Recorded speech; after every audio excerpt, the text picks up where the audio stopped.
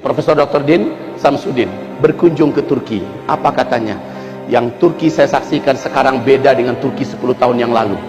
Kalau Turki 10 tahun yang lalu saya sholat subuh, masjidnya sepi. Yang ada di sana cuma orang-orang yang udah bau tanah, yang udah mau meninggal dunia.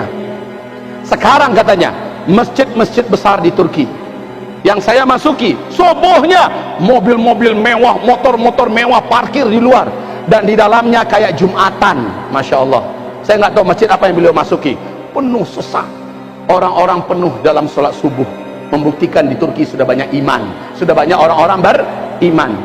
Dan lihat apa yang dikatakan oleh Erdogan, seluruh yang kita capai hari ini karena kita mencampakkan sekularisme, karena kita kembali memegang dan menggenggam Islam erat-erat. Semua capaian kita hari ini karena kita kembali kepada Islam. Makanya Erdogan ini sangat dibenci oleh musuh-musuh Islam, sebab dia bukan hanya ngomong, dia mampu membuktikan. Makanya dalam perundingan di New York bulan Februari 2012 membenarkan bahwa hanya Islam yang punya perangkat sistem yang paling sempurna, yang siap untuk memikul peradaban dan memimpin dunia 2020 ke atas. Hanya Islam.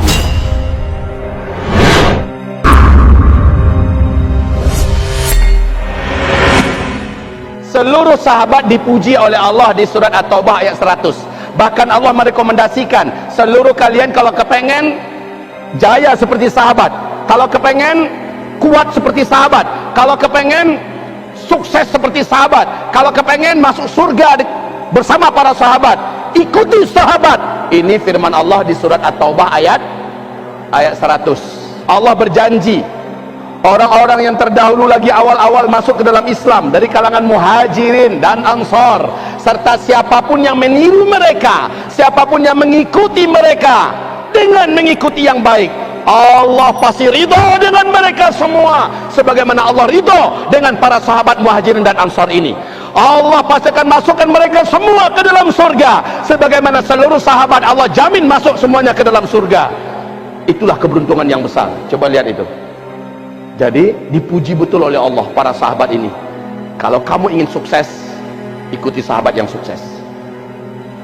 Kalau kamu ingin jaya, ikuti sahabat yang telah Allah berikan kepada mereka kejayaan, kekuasaan, kekuatan, kemuliaan. Kaisar Romawi bertekuk lutut di depan para sahabat-sahabat Nabi. Raja Persia tunduk dan hancur kekuasaannya di kaki para sahabat-sahabat Nabi. Dan Allah mengatakan mereka seluruhnya ahli surga. Jadi kalau ada sekarang ini yang menolak, nak mungkin, maka dia menolak Allah Subhanahu wa taala yang telah mengumumkan. Dan Allah mengatakan, makanya kata Imam Malik bin Anas, kalau kamu ingin sukses, kalau kamu ingin jaya, kalau kamu ingin kuat, tiru para sahabat. Udahlah, kita sekarang di kampus, kita kuliah di universitas, mungkinkah kita meniru para sahabat? Why not? Antum belajarlah apa saja yang sedang antum pelajari, silakan.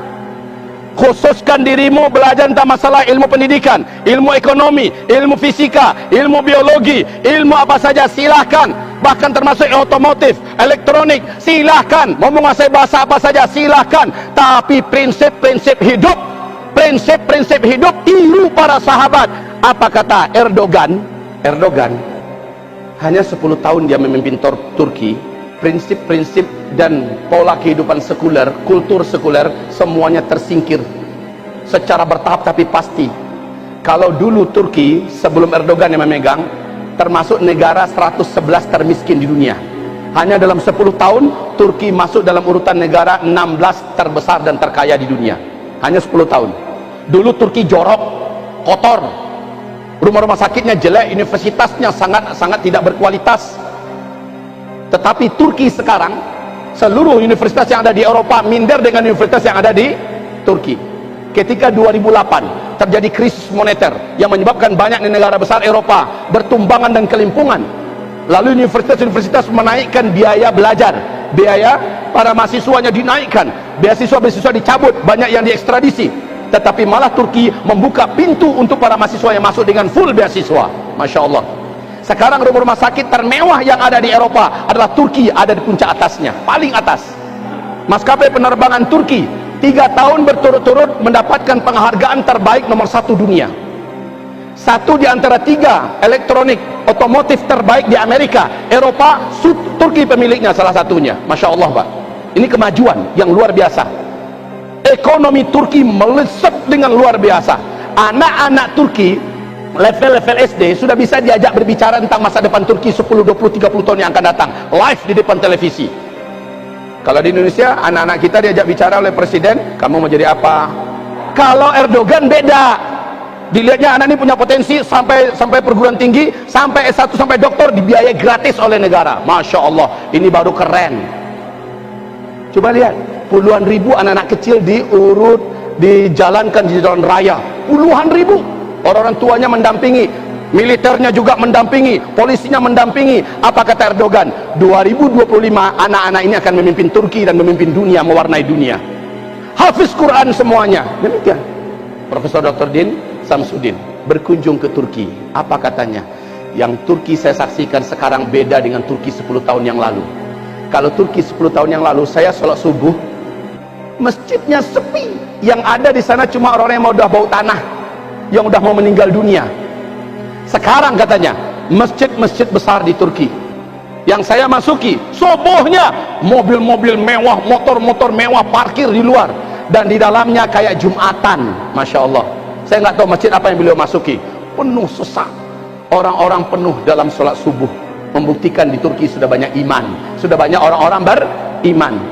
Dan lihat apa yang dikatakan oleh Erdogan, seluruh yang kita capai hari ini karena kita mencampakkan sekularisme, karena kita kembali memegang dan menggenggam Islam erat-erat. Semua capaian kita hari ini karena kita kembali kepada Islam. Allah Allah. Makanya Erdogan ini sangat dibenci oleh musuh-musuh Islam, sebab dia bukan hanya ngomong, dia mampu membuktikan bahwa Islam ini ya'lu wa la yu'la alaih. Islamlah yang paling tinggi, tidak ada yang lebih tinggi daripada Islam. 3 kali Pak di Perancis, di kota Paris, 3 kali diadakan adu tanding pakar-pakar hukum dunia. Seluruh negara mengirimkan pakar-pakar hukumnya ke Paris. Abad 20 mempertandingkan siapakah yang punya sistem, siapakah yang punya undang-undang yang paling sempurna. Berbagai negara mengirimkan. Nah, untuk dunia Islam, Al-Azhar yang dikirim, berdebat, mempertahankan sistem mereka, hukum mereka, undang-undang yang dipakai.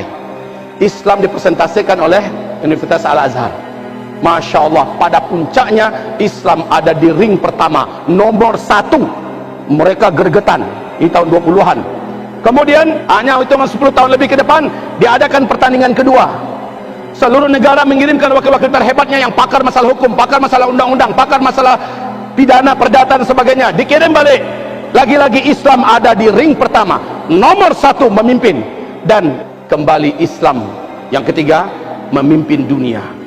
Maka dengan ini Presiden Prancis mengatakan, apapun yang akan kalian buat, kepada kabinetnya ini, apapun yang kalian buat, upayakan tidak jauh meleset daripada kebijakan-kebijakan yang ada di dalam Islam. Masya Allah Pak, karena dia melihat bahwa sistem yang ada dalam Islam ini luar biasa. Bahkan Paus Yohanes Paulus yang sekarang saja mewajibkan agar dunia Eropa hari ini menyediakan perbankan ala syariah Islam. Allah Allah, mereka sudah mengakui Islam ini memang ya'lu wa la yu'la alaih.